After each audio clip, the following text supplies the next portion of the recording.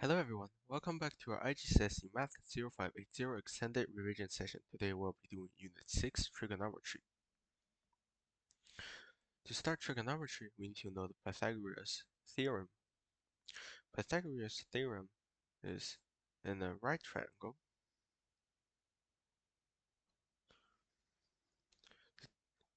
The square of the length of the two sides equals the square of the length of the hypotenuse. So if we have side A, B, and C, we'll have A squared plus B squared equals C squared. For example, if we have 3, 4, what is this? So this is 3 squared plus 4 squared. Let's say this is C equals C squared. So C squared equals 9 plus 16, 25. C equals 5. And this only works for right triangles. Also, we could be given the hypotenuse and asking for one of the other sides. For example, if we given 13 and here is 5, one on this side, we'll have 13 squared minus 5 squared. We have C, we want B, so we have C squared minus A squared equals B squared equals B squared. So B squared equals 169 minus 25, which is 144, which is 12. Then moving on to right triangle tricks. So we have 3 sine, cosine, and tangent.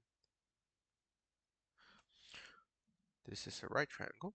So if we select an angle, any angle, for example here, this is theta, then sine theta is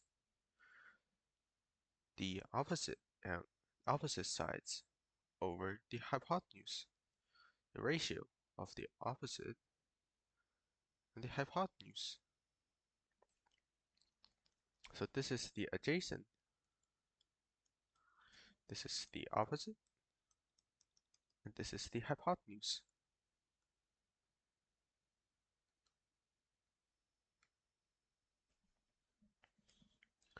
And cosine cos theta equals the adjacent side over the hypotenuse. So ATJ over hypotenuse. And then tangent is the opposite over adjacent. Tangent theta equals opposite over adjacent. So if we have, sine, cosine, and tangent. We also have the inverse of them, inverse of sine, this should be cosine, and inverse of tangent. This means that when you put in a ratio, it will give you out the angle.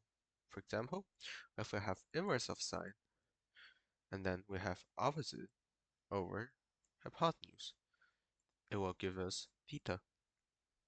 And remember, since it's a ratio, this could be for cosine and sine, it will be never bigger than 1, because hypotenuse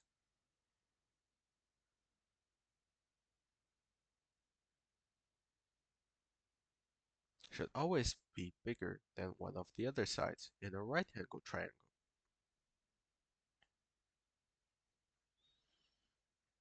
Now, we don't have to see theta, only one here. This can also be theta. But if here is theta, and let's say alpha, if here is alpha, then here will be instead the adjacent, and here will be instead the opposite. So here will become the adjacent, and this will become the opposite. Then if we have sine alpha, it will give us also still opposite over adjacent, but it's referencing to alpha. Now when we ask, how about the 90 degree? Let's call this beta. It can also work. Just for now, we can think it's like this. So we know that in a triangle, for example, here is beta, cosine, is adjacent over hypotenuse. And if it's 89 degree, for example, here is 89 degree, the adjacent hypotenuse. Hypotenuse would be so large, adjacent over hypotenuse would be something like 0.0001. And if it's 89.99,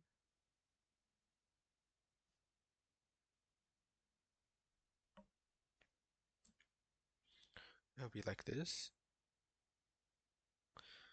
It'll be looking like literally a straight line. And here will be, for example, no matter how big it is, the adjacent, and here will be the hypotenuse. The adjacent over the hypotenuse would be something 0.000000000001. So cosine 90 is 0. Same with sine. Sine is the opposite over hypotenuse. If it's infinitely long, so literally a rectangle, the hypotenuse and the opposite will be equal, about equal. So it will be 0.999. So sine 90 is 1.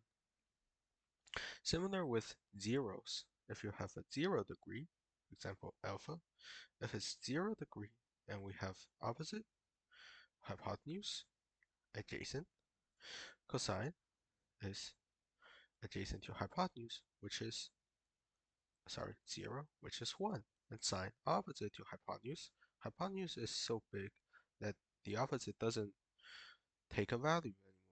So sine 0 is 0. You may ask, what about tangent? So we know that tangent is opposite over adjacent. Let's leave it like that.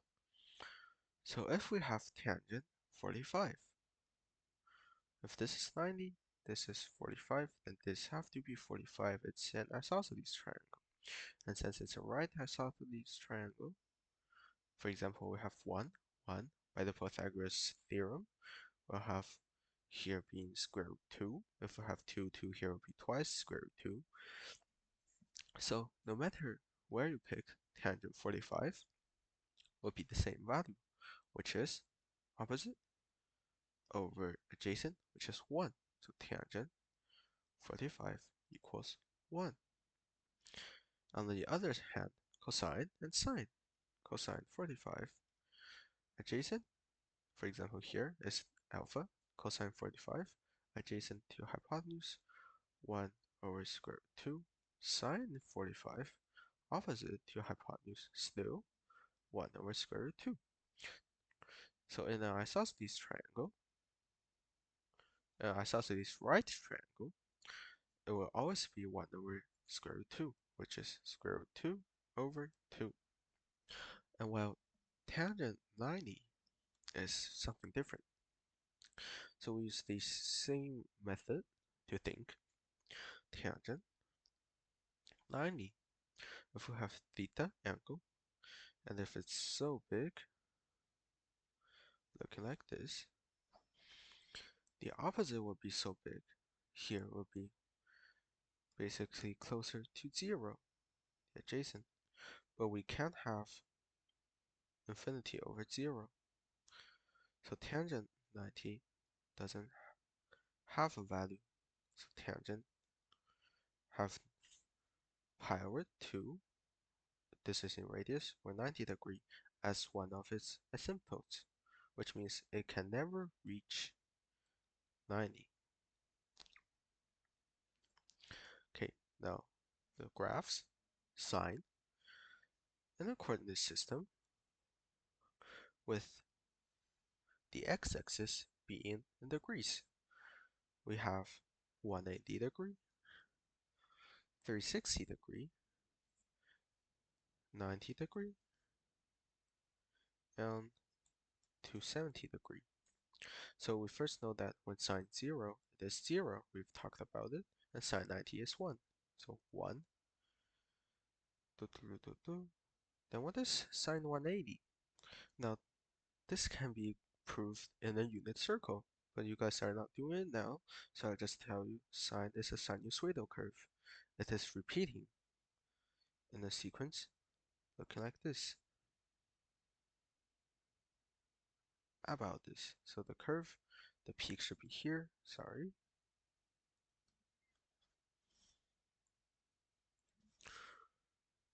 Peaking here, and this part will be -1. So sine is smaller than 1, greater equal to -1. It can never be over 1 and -1. So what? So we can see from this graph, sine and the degree 0, 45, 90, 135, 180, 270, 360. So 0 is 0. 45, we've talked about this, square root 2 over 2. 90 is 1. And now 135 is here. 45 is here. You can see that from the curve, they have the same value, which is also square root 2 over 2. Now 180 is 0, and 270 is -1. 360 is also 0. So here, if we look into 220, 25, 225, it's a mirror of 135, which is negative square root 2 over 2. From this, we can tell that for angle theta, sine 90 plus theta equals negative sine theta. Because, for example, here should be 180. For example, 90 plus 180, 270 is -1. 45 plus 180, 225 is negative square root 2 over 2. And now, what about some angles, for example, 30, 60, 90? This is a classic right angle triangle with its sides 60, 1, 2, square root 3. This is very easy to memorize because it's literally 1, 2, 3.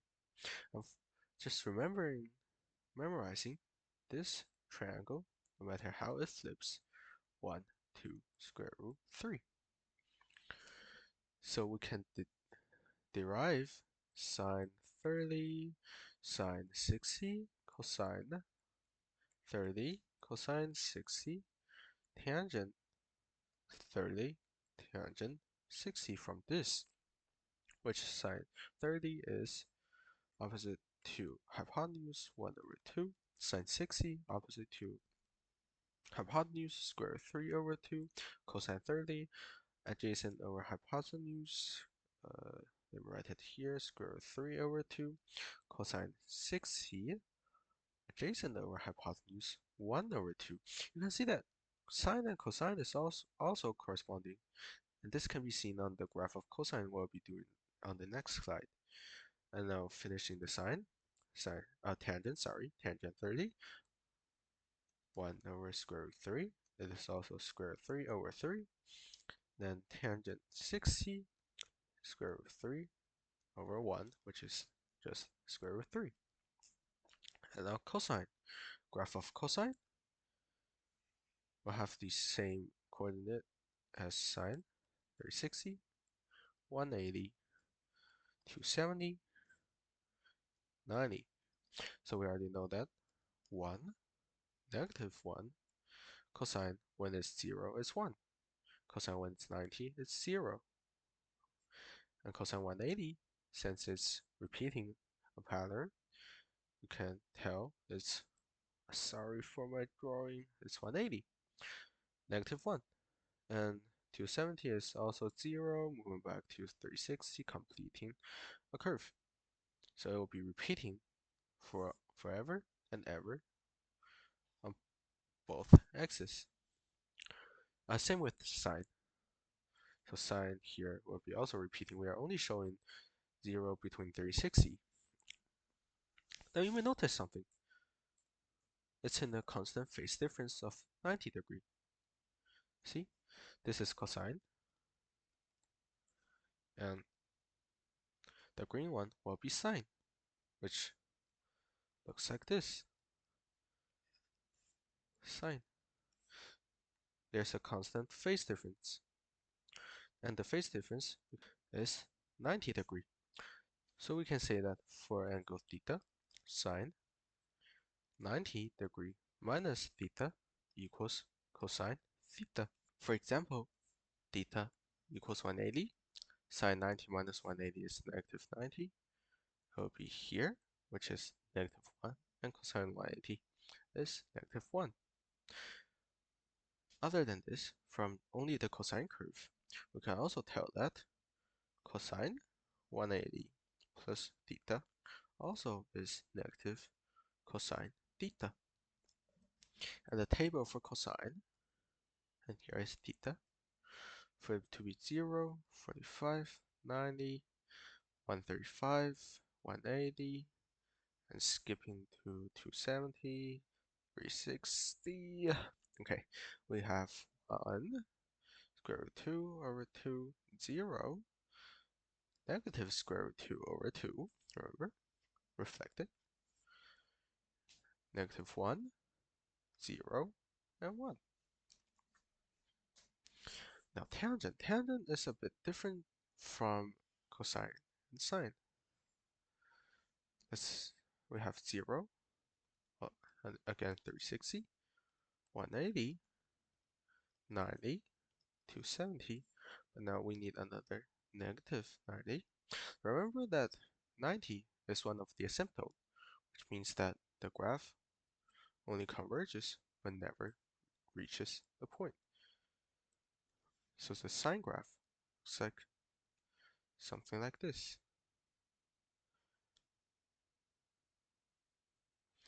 Because we know that cosine and sine could never be greater than 1, but tangent could. For example, if we have something like this. For example, here is 10, and this is 1. Then tangent theta, here being theta, will have 10. So I'll just tell you, here 270 is another asymptote. So the graph looks like this. 360. So the table of tangent theta was 0, 45, 90, 135, 270, 360. We have 0 being 0, 45 being 1, 90, not applicable, 235, negative 1, 270, no, 360, 0. Now the sine rule. So what if we have a not right-angled triangle? Then the trigonometry are useless? No. So we have sine rule and cosine rule. So with angle alpha, side A, angle beta, side B, angle gamma, side C, we have the sine rule being A over sine alpha equals B over sine beta equals C over sine gamma. It can also be flipped, so we could have sine alpha over A equals sine beta over B equals sine gamma over C. Also, we have the sine area rule, the sine area formula, with given two adjacent sides and their angle. We'll have the area equals half AB. So basically similar to the height and base, but now this is not the base. So we'll add on a sine gamma. This is very easy to understand because remember what is sine? Sine is opposite over hypotenuse in a right angle triangle. So this we can see as the hypotenuse. But we don't have a right angle triangle. We just form one. So this would be the opposite. And sine gamma times the hypotenuse. So opposite over hypotenuse times the hypotenuse equals opposite. So this here, sine gamma b, gives us the opposite, which is a right angle to the base, therefore is the height. And this is useful for whatever side, because you can always form a height or a right triangle.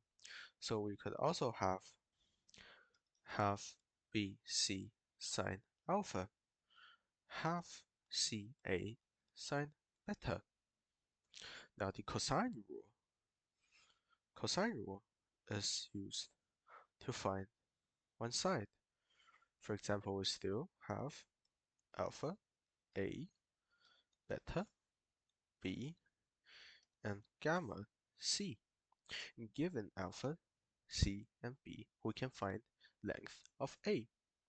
What we do is that, similar to A squared equals B squared plus C squared, the Pythagoras theorem, but now it's not in a right triangle, so we minus twice B, C cosine alpha. The proof for this is a bit long and a bit complicated, so just remember the formula. It can also be used on the other sides. For example, b squared equals a squared plus c squared minus twice ac cosine beta, or c squared equals a squared plus b squared minus twice ab cosine gamma. And last, the trigonometry in 3D solids. For example, you're given 3, 4, and 12. Want to find the diagonal with, for example, A, B, C. Want to find the diagonal and then the angle of CAB. So first, find CA length, then find angle CAB. So what we do, we use trigonometry. We can see that here is a right angle, and this one is also a right angle. So what we do, we first find BA. What is BA? BA is C, and C squared is 3 squared plus 4 squared, which is 25. C squared is 25, C is 5. So AB is 5. Then what is C? This is a cuboid, so here BC is also 12. Then AC squared equals 5 squared plus 12 squared, which is 169. Then AC is 13.